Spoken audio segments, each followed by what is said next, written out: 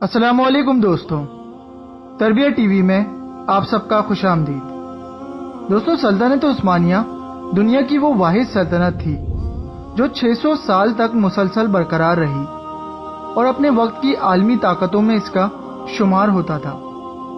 اس سلطنت کا قیام کب اور کیسے رکھا گیا اور کس طرح یہ عظیم سلطنت اپنے زوال کو پہنچی، آج کی ہماری اس ویڈیو میں ہم آپ کو یہ سب بتائیں گے۔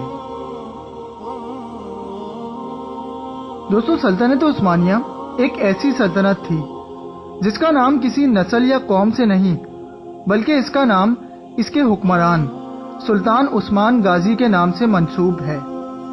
دوستوں، عثمان غازی کے والد کا نام ارطغرل غازی تھا اور ان کے دور میں ترکوں کے پاس اپنی کوئی زمین نہیں تھی اور وہ خانہ بدوش کی طرح اپنے قبیلوں میں ہی رہتے تھے۔ جہاں سرسبز شاداب اور دریا کا رواں دواں پانی نظر آتا تھا وہیں اپنے خیمے قائم کر کے بس جاتے تھے۔ ان تمام قبیلوں میں ایک بڑا اور طاقتور قبیلہ تھا جس کا نام کائی قبیلہ تھا اور اس وقت اس کا سردار سلیمان شاہ تھا، اور یہ قبیلہ اپنی بہادری اور جرأت مندی کی وجہ سے جانا جاتا تھا اور سب سے طاقتور بھی تھا۔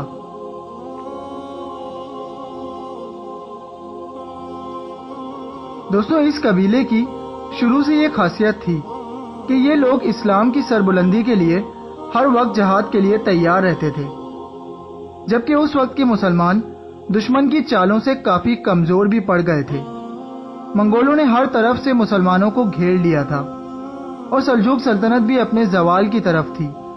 چنانچہ سلیمان شاہ نے بہت کوششیں کری کہ وہ کفار کے خلاف مسلمانوں کو اکٹھا کریں تاکہ مسلمان ایک ہو کے ان کا مقابلہ کر سکیں، لیکن سلیمان شاہ اس میں کامیاب نہ ہو سکے۔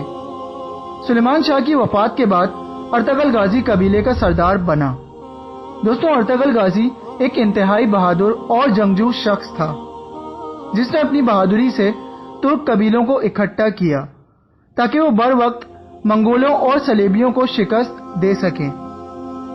ارطغرل کی بہادری اور دانشمندی کی وجہ سے سلطان علاء الدین نے اس کو اپنی فوج میں بھی شامل کر لیا اور ارطغرل نے سلطان علاء الدین کے ساتھ مل کر بائزنطینیوں اور انگولوں سے مقابلہ کیا اور کئی فتوحات بھی سمیٹی۔ دوستوں، ارطغرل نے اپنی ساری زندگی اسلام کی سربلندی کی خاطر کفار کے ساتھ جنگ میں گزار دی اور اس عظیم جنگجو کا انتقال 1280 میں ہوا۔ دوستوں، ارطغرل کی وفات کے بعد اس کا بیٹا عثمان غازی سردار بنا جس نے اپنے والد کے منصوبے کو برقرار رکھا اور کفار کے سامنے کھڑا ہو گیا۔ وہ بھی ارطغرل کی طرح بہادر اور عظیم جنگجو تھا۔ منگولوں کا اناطولیہ اور کنیا پہ قبضے کے بعد سلجوق سلطنت بالکل زوال کی طرف پذیر ہو گئی تھی اور آہستہ آہستہ سلجوق سلطنت کا خاتمہ شروع ہو گیا۔ لیکن غازی عثمان نے اپنی جدوجہد جاری رکھی اور جن جن علاقوں کو اس نے فتح کیا تھا وہاں ایک الگ خود مختار حکومت بنانے کا اعلان کر دیا۔ یوں سلجوق سلطنت سے الگ ایک نئی ریاست نے جنم لیا جس کا نام عثمانی سلطنت رکھا گیا۔ دوستوں، جب سلطنت عثمانیہ قائم ہوئی تو برسا شہر کو اس وقت عثمانی سلطنت کا کیپٹل چنا گیا۔ دوستوں، غازی عثمان کو سلطنت ملنا اور ایک اسلامی سلطنت کا قائم ہونا یہ سب اللہ کی مرضی تھی۔ اس سلطنت کے قائم ہونے کے بعد مسلمان متحد ہونا شروع ہو گئے اور کئی فتوحات اور عظیم سلطنت کے قیام کے بعد سن 1326 میں سلطان عثمان غازی وفات پا گئے۔ جب عثمان غازی کا انتقال ہوا تو اس وقت سلطنت کا رقبہ کل 16,000 کلومیٹر تک تھا اور 150 سال کے اندر یہ دنیا کی سب سے بڑی سلطنت بن گئی تھی۔ دوستوں، عثمانیوں نے ابتدا میں ہی یورپ کے کئی علاقے فتح کر لیے تھے اور اس وقت سلطنت اپنے مکمل عروج پہ پہنچ گئی تھی۔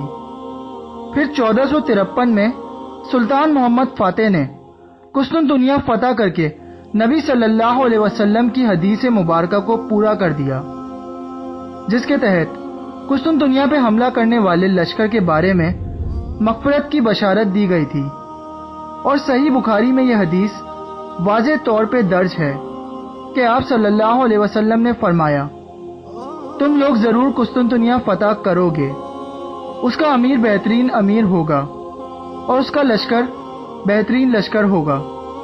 دوستوں، اس حدیث کے چلتے قسطنطنیہ کو فتح کرنے کے لیے بہت سے مسلمانوں نے جدوجہد کری، لیکن فتح صرف سلطان محمد فاتح کے نصیب میں ہی۔ دوستوں، عثمانی سلطنت کے قیام کے ساتھ ہی یورپ میں ایج آف ڈسکوری کا آغاز ہو گیا تھا۔ اسپین، پرتگال، نیدرلینڈز اور برٹشرز زیادہ تر ٹیکنالوجی اور ڈسکوری کی طرف راغب ہو گئے تھے۔ پھر امریکہ کی دریافت کے بعد اس پر قبضے سے یورپینز کو دنیا بھر پر واضح طور پہ برتری حاصل ہو گئی تھی۔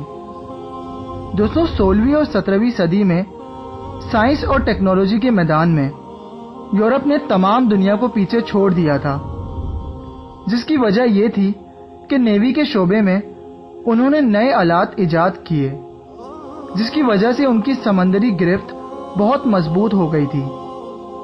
اس کے علاوہ نیوز ایجنسی اور پرنٹنگ کی وجہ سے پورے یورپ میں علمی انقلاب برپا ہوا اور لوگ ترقی کے ساتھ ساتھ علم کی طرف بھی راغب ہو گئے۔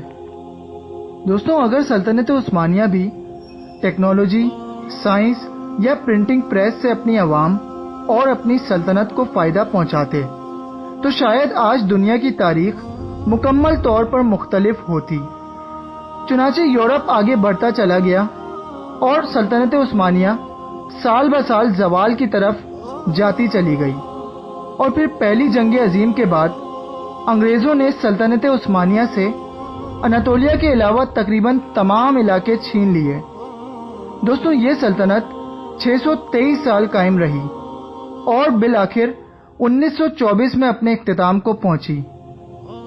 سلطان عثمان کے نام سے اس سلطنت کو جاری رکھا گیا تھا، اس لیے دنیا آج بھی اس عظیم سلطنت کو سلطنت عثمانیہ کے نام سے ہی یاد کرتی ہے، اور انگریزی میں اسے دا گریٹ آٹومن امپائر کے نام سے جانا جاتا ہے۔ دوستوں، یہ تھی سلطنت عثمانیہ کی تفصیلی تاریخ۔ اگر آپ کو آج کی ہماری یہ ویڈیو پسند آئی ہو تو اس کو ضرور لائک کریں اور اپنے چاہنے والوں کے ساتھ شیئر کریں، اور کمنٹ سیکشن میں اپنی رائے کا اظہار ضرور کریں۔ ہم آپ سے ملیں گے نیکسٹ انفارمیٹیو ویڈیو میں۔ تب تک کے لیے اپنا بہت خیال رکھیے۔ خدا حافظ۔